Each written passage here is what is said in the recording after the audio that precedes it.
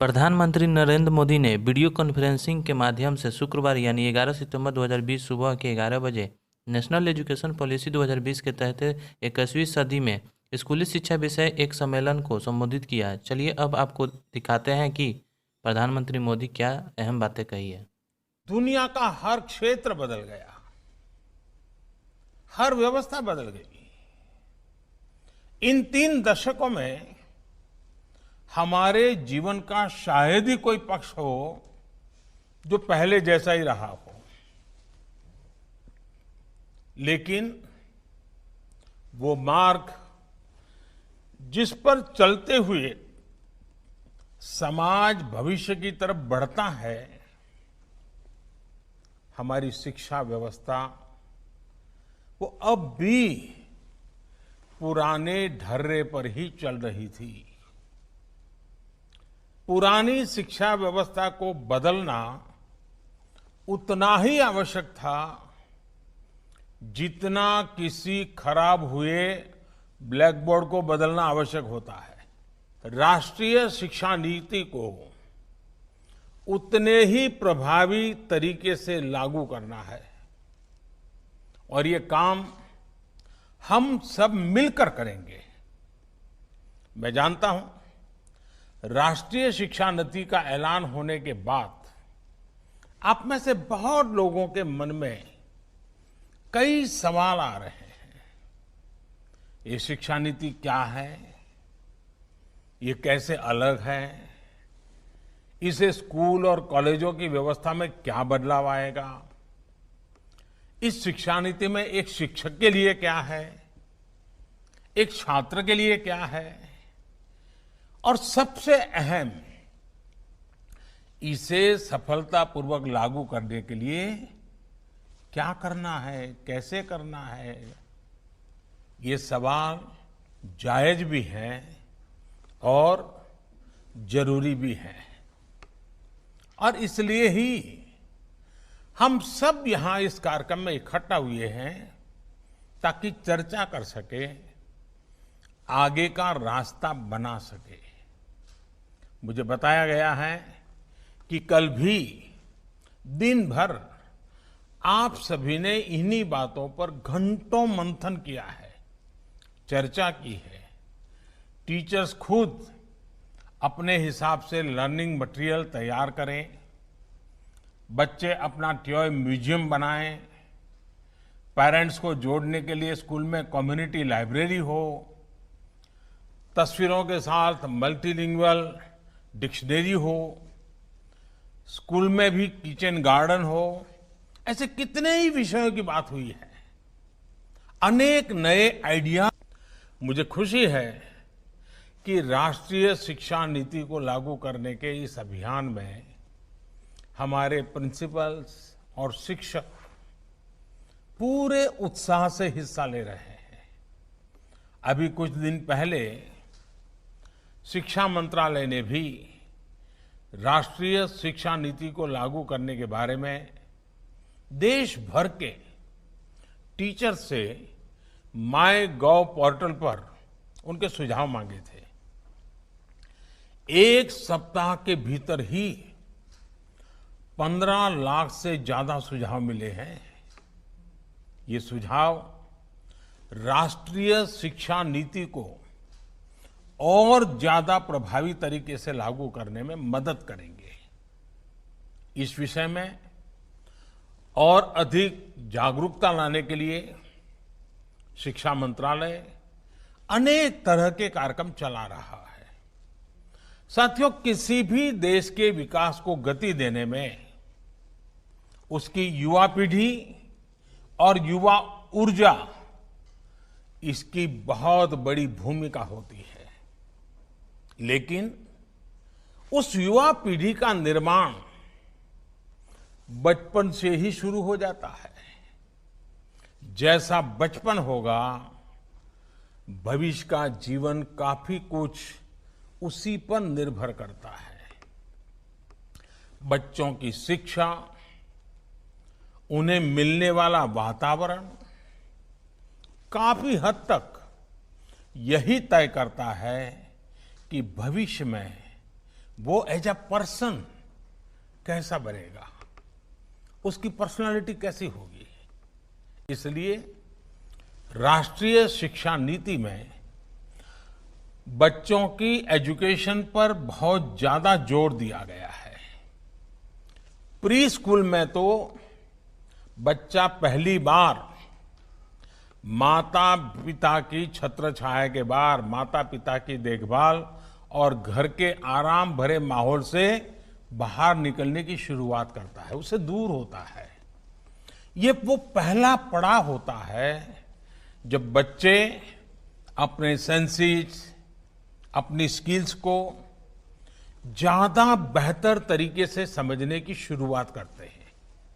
इसके लिए ऐसे स्कूल, ऐसे शिक्षकों की जरूरत है जो बच्चों को fun learning, playful learning, activity based learning और डिस्कवरी बेस्ड लर्निंग का एनवायरनमेंट दें। मैं जानता हूं कि आप सोच रहे होंगे कि कोरोना के इस टाइम में ये सब कैसे होगा। ये बात सोच से ज्यादा अप्रोच की है। और वैसे भी कोरोना से बने हालात हमेशा ऐसे ही तो नहीं रहने वाले हैं। बच्चे जैसे जैसे क्लास में आगे बढ़े, उनमें ज्यादा सीखने की भावना का विकास हो, बच्चों का मन, उनका मस्तिष्क वैज्ञानिक और तार्किक तरीके से सोचना शुरू करे, उनमें मैथमेटिकल थिंकिंग और साइंटिफिक टेम्परामेंट विकसित हो, ये बहुत आवश्यक है। और मैथमेटिकल थिंकिंग का मतलब केवल यही नहीं है कि बच्चे मैथमेटिक्स के प्रॉब्लम ही सॉल्व करें, बल्कि ये सोचने का एक तरीका है। ये तरीके हमें उन्हें सिखाना है। ये हर विषय को, जीवन के पहलू को मैथमेटिकल और लॉजिकल रूप में समझने का दृष्टिकोण है, ताकि मस्तिष्क अलग अलग पर्सपेक्टिव में एनालिसिस करें। ये दृष्टिकोण मन और मस्तिष्क का ये विकास बहुत जरूरी है। और इसलिए ही राष्ट्रीय शिक्षा नीति में इसके तौर तरीकों पर बहुत ज्यादा ध्यान दिया गया है। Early childhood care and education को एक बुनियादी के रूप में, नींव के रूप में शामिल किया गया है। आज हम देखें तो प्री स्कूल की प्लेफुल एजुकेशन शहरों में प्राइवेट स्कूलों तक ही सीमित है। वो अब गांवों में भी पहुंचेगी, गरीब के घर तक पहुंचेगी। गरीब हो, अमीर हो, गांव हो, शहर हो, हर किसी के, हर जगह के बच्चों को मिलेगी। मूलभूत शिक्षा पर ध्यान इस नीति का सबसे महत्वपूर्ण पहलू है। राष्ट्रीय शिक्षा नीति के तहत फाउंडेशनल लिटरेसी एंड न्यूमरेसी के विकास को एक राष्ट्रीय मिशन के रूप में लिया जाएगा। प्रारंभिक भाषा का ज्ञान, संख्या का ज्ञान, बच्चों में सामान्य लेख को पढ़ने और समझने की क्षमता का विकास, ये बहुत आवश्यक होता है। बच्चा आगे जाकर रीड टू लर्न करें, इसके लिए जरूरी है कि शुरुआत में वो लर्न टू रीड करना सीखे। लर्न टू रीड से रीड टू लर्न की ये विकास यात्रा फाउंडेशनल लिटरेसी एंड न्यूमरेसी के माध्यम से पूरी की जाएगी। साथियों, हमें ये सुनिश्चित करना है कि जो भी बच्चा तीसरी कक्षा पार करता है, वो 1 मिनट में 30 से 35 शब्द तक आसानी से पढ़ पाएं।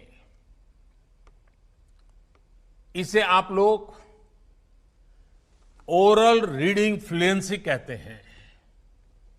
जिस बच्चे को हम इस लेवल तक ला पाएंगे, शेप कर पाएंगे, सिखा पाएंगे, तो भविष्य में उस विद्यार्थी को बाकी सब्जेक्ट्स का कंटेंट समझने में और आसानी रहेगी। मैं इसके लिए आपको एक सुझाव देता हूं। ये जो छोटे छोटे बच्चे हैं, उनके साथ और 25-30 उनके दोस्त भी होंगे क्लास में। आप उनको कहिए कि चलो भाई, तुम कितनों के नाम जानते हो, बोलो। फिर कहो, अच्छा तुम कितनी तेजी से नाम बता सकते हो, बोलो। फिर कहिए कि तुम तेजी से भी बोलो और उसको वहां खड़ा भी करो। आप देखिए उतनी कितने प्रकार की टैलेंट डेवलप होने शुरू हो जाएगी और उसका कॉन्फिडेंस लेवल बढ़ जाएगा। फिर वही बातें बाद में लिखित रूप में रख करके उन्हीं अपने साथियों के नाम, चलो भाई तुम इसमें से किस किस के नाम बोलोगे, पहले फोटो रख करके दिखा सकते हैं, फिर शब्द लिख करके रखा सकते हैं। अपने ही दोस्तों की पहचान से वो सीखना शुरू कर दे। इसको लर्निंग की प्रक्रिया कहते हैं।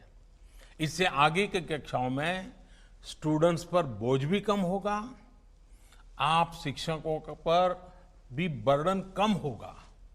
साथ ही बेसिक गणित जैसे counting, addition, subtraction, multiplication, division, ये सब भी बच्चे आसानी से समझ सकेंगे।